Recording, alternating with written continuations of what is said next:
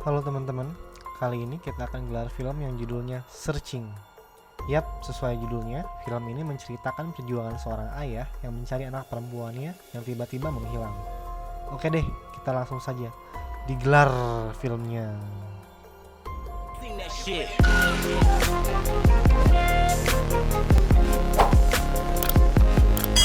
Shit. Diceritakan terdapat keluarga bahagia yang terdiri dari ayah yang bernama David, ibu bernama Pamela, dan anak perempuan bernama Margot. Sang ibu Pamela sering mengajari anaknya bermain piano. Kehidupan keluarga mereka sangat bahagia hingga semua mulai berubah ketika Pamela divonis mengidap penyakit kanker yang pada akhirnya menyebabkannya meninggal. Pamela belum sempat menyaksikan anaknya Margot masuk ke sekolah menengah atas. Sejak saat itu, anggota keluarga mereka hanya berdua. Pada suatu malam, ketika David menelpon Margot menanyakan apakah ia akan pulang malam ini untuk makan malam bersamanya di rumah, Margot mengabarkan ia tidak akan pulang ke rumah karena ada tugas kelompok biologi di salah satu rumah temannya yang akan berlangsung semalaman. David pun pergi beranjak ke tempat tidur. Namun ketika ia sedang tertidur pulas pada tengah malam, terdapat panggilan masuk dari Margot. Panggilan tersebut masuk lebih dari satu kali, namun karena David telah tertidur, panggilan tersebut tidak terangkat. Pada pagi hari, David terbangun melihat beberapa panggilan masuk dari Margot yang tidak terjawab. Ia kira Margot sudah pulang pada subuh dan kemudian sudah berangkat kembali ke sekolah sebelum ia bangun dari tempat tidur, sehingga ia tidak khawatir. Bahkan sempat memfotokan tempat sampah yang penuh dan menegur Margot untuk jangan lupa membuangnya lewat pesan suara. Pada sore hari, David mulai cemas karena Margot tak kunjung menghubunginya. Biasanya Margot selalu mengabarinya setiap hari minimal lewat pesan singkat. Selain itu, ternyata dari foto tong sampah yang ia kirim pada pagi hari, terdapat laptop yang biasa Margot bawa ke sekolah. Padahal laptop itu biasanya tidak pernah ditinggal. Kejanggalan-kejanggalan yang ada membuatnya mulai berpikir hal-hal yang buruk. Namun ia ingat bahwa hari itu adalah hari Jumat, hari di mana Margot les piano dengan seorang pelatih private. David kemudian menelpon sang pelatih dan ia mendapatkan kabar mengejutkan. Sejak sang pelatih bertemu Margot 6 bulan yang lalu untuk pendaftaran, ia tidak pernah hadir untuk les piano. Padahal selama ini David sering memberikan uang kepada Margot untuk membayar pelatih pianonya sebesar $100 untuk setiap pertemuannya. Ia pun menelpon pihak sekolah dan menemukan fakta bahwa pada hari Jumat tersebut Margot tidak masuk sekolah. David yang mulai panik dengan situasi yang ada. Namun, adik David yaitu Peter menyarankannya untuk menghubungi teman-temannya terlebih dahulu sebelum melaporkan kepada pihak polisi. Karena bisa saja ia pergi bersama teman-temannya tanpa memberitahunya. Namun, David tidak mempunyai satupun kontak dari teman Margot karena Margot tidak pernah mengenalkan teman-temannya. Ia pun berinisiatif untuk melacak sosial media Margot untuk mendapatkan kontak teman-temannya. Namun, Instagram, Twitter, dan Facebook Margot diproteksi dengan mode private sehingga ia tidak bisa mendapatkan kontak teman-temannya. Keanehan mulai muncul, terlihat dari sosial medianya bahwa Margot sepertinya tidak mempunyai banyak teman atau bahkan tidak mempunyai teman. Kebingungan dengan kondisi yang ada, ia pun mencari kontak lewat data yang terdapat di komputer. Di sana terdapat kontak teman-teman Margot sewaktu sekolah dasar yang ibunya dahulu kumpulkan. Di situ David menghubungi keluarga Ishak, seorang pria yang merupakan sahabat Margot sewaktu SD yang tetap satu SMA dengan Margot. Ternyata keluarga Ishak mengabarkan bahwa Ishak sedang pergi berkemping dan kemungkinan besar Margot ikut bersama mereka. David pun merasa tenang dengan kabar tersebut. Namun beberapa waktu kemudian Ishak menelpon David dan mengabarkan bahwa Margot memang diundang untuk ikut berkemping, namun ia tidak pernah datang. Mendengar kabar tersebut, David kemudian menghubungi polisi untuk melaporkan kasus orang hilang. Kemudian ditugaskanlah seorang detektif bernama Rosemary Fick untuk menyelidiki kasusnya. Keterlibatan detektif dalam kasusnya tidak membuat David menjadi pasif dalam pencarian anaknya. Ia menemukan cara untuk login ke akun Facebook Margot, karena recovery email yang digunakan Margot untuk akun Facebooknya adalah email milik Pamela yang David ketahui passwordnya. Dari situ ia mulai menanyai satu persatu teman Facebook Margot dengan pertanyaan-pertanyaan mengenai Margot seperti kapan mereka terakhir melihat Margot dan kegiatan apa yang mereka lakukan di Kamis malam ketika Margot hilang. Ternyata dari situ David mengetahui bahwa anaknya Margot adalah anak yang pendiam. Ia tidak pernah datang ke acara-acara yang melibatkan banyak orang dan bahkan ia selalu makan siang sendirian di kantin. Ishak pun mengajak Margot untuk berkemping semata-mata karena ibunya dekat dengan mendiang ibu Margot, bukan karena Margot merupakan temannya. Sampai akhirnya, David mendapatkan kontak teman Margot yang mengadakan kelompok belajar biologi di malam sebelum Margot hilang. Dari situ ia mengetahui bahwa Margot pergi dari rumah temannya jam 9 malam. Bahkan, teman kelompok belajar biologi Margot bukan benar-benar temannya. Ia mengundang Margot hanya karena Margot pintar dalam biologi. Tapi dari temannya itu ia mendapat informasi penting, yaitu Margot merupakan pengguna aktif dari Tumblr. Rosemary Pike mengirimkan rekaman CCTV yang menunjukkan pada Kamis malam Margot mengisi bahan bakar mobilnya, kemudian berbelok ke arah jalan yang menuju arah luar kota, memberikan indikasi bahwa Margot pergi lari dari rumahnya. Kemungkinan jika Margot pergi minggat dari rumah sangat tidak masuk akal bagi David. Ia kemudian mengecek rekening Margot dan mendapati bahwa uang $100 yang ia berikan kepada Margot ternyata selama ini ia depositokan. Dan beberapa hari sebelum Margot menghilang, ia mengirimkan semua uangnya sebesar $2.500 kepada seseorang. Akun tujuan transfer yang dikirimi uang oleh Margot telah dinonaktifkan sehingga ia menemui jalan buntu dalam mencari petunjuk. Kemudian David mulai mencari lewat Instagram Margot. Di situ ia mendapatkan akun yang secara reguler mengomentari postingan Margot dengan nada yang provokatif dan mesum. Akun itu bernama Derek Ellis. Postingan foto-fotonya pada akun Instagramnya menunjukkan bahwa ia bukan anak yang baik, sehingga menguatkan kecurigaan David. Namun, setelah ditelusuri lebih lanjut pada malam hilangnya Margot, Derek pergi ke konser Justin Bieber yang kebenarannya telah dikonfirmasi melalui pihak ketiga.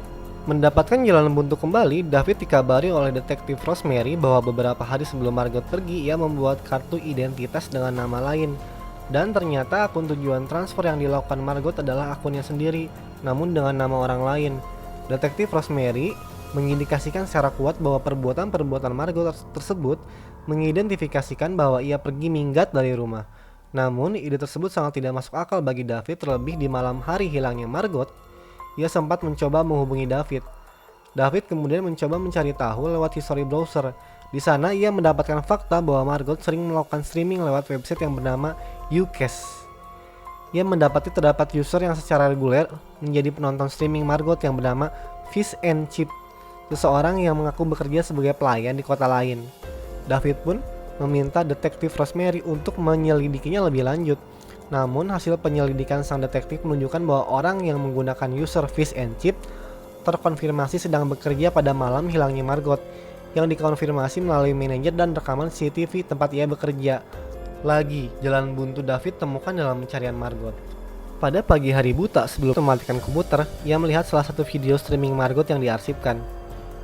Pada video tersebut, Margot sedang bersantai di pinggiran danau. Ternyata foto danau tersebut juga Margot upload pada akun Tumblr-nya. Menggunakan Google Maps, ternyata letak danau tersebut sangat dekat dari lokasi Margot terlihat berdasarkan CCTV lalu lintas, yaitu hanya beberapa menit saja. Danau tersebut bernama Danau Barbosa. Ia pun segera pergi ke danau tersebut dan menemukan gantungan kunci milik Margot. Menemukan petunjuk yang kuat, ia pun menelepon polisi setempat untuk segera menyelidiki lebih lanjut danau tersebut. Ternyata ditemukanlah mobil milik Margot yang tenggelam di danau tersebut. Setelah diangkat, ternyata mobil tersebut kosong. Berdasarkan bukti-bukti baru yang ditemukan, kasus hilangnya Margot dijadikan sebagai kasus dugaan penculikan. Hilangnya Margot juga mendapatkan atensi yang sangat besar dari media massa dan masyarakat sejak penemuan mobil tersebut. Detektif Rosemary mengatakan pencarian di sekitar hutan mulai dilakukan pada area hutan di sekitar danau oleh bantuan sukarelawan dari masyarakat, terkecuali untuk hutan bagian barat karena akibat topografi yang curam sudah dilakukan penyisiran oleh pihak polisi, ujarnya. David melihat foto-foto dari mobil yang baru diangkat dari danau. Pada jok depan terdapat jaket salah satu tim hoki.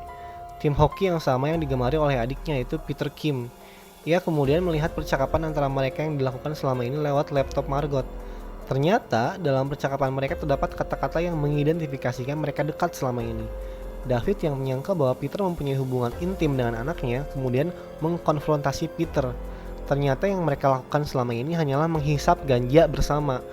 David yang tahu bahwa sang adik Peter memang pengkonsumsi ganja aktif langsung mempercayainya. Sesaat kemudian, detektif Rosemary mengabarkan bahwa mereka menemukan video pengakuan dari pria yang mengaku memperkosa dan membunuh Margot yang diposting online. Pria itu bernama Randy Kartoff. Detektif Rosemary juga mengabarkan bahwa ternyata pria tersebut telah ditemukan tewas di dalam rumahnya sendiri akibat bunuh diri. Dengan adanya pengakuan dari pria tersebut, akhirnya kasus Margot ditutup oleh pihak kepolisian. David merasa hancur, ia pun menerima kenyataan dan mengikhlaskan kematian anaknya. Ia kemudian mempersiapkan acara penghormatan terakhir bagi anaknya. Ia mengupload beberapa video dari Margot untuk acara penghormatan.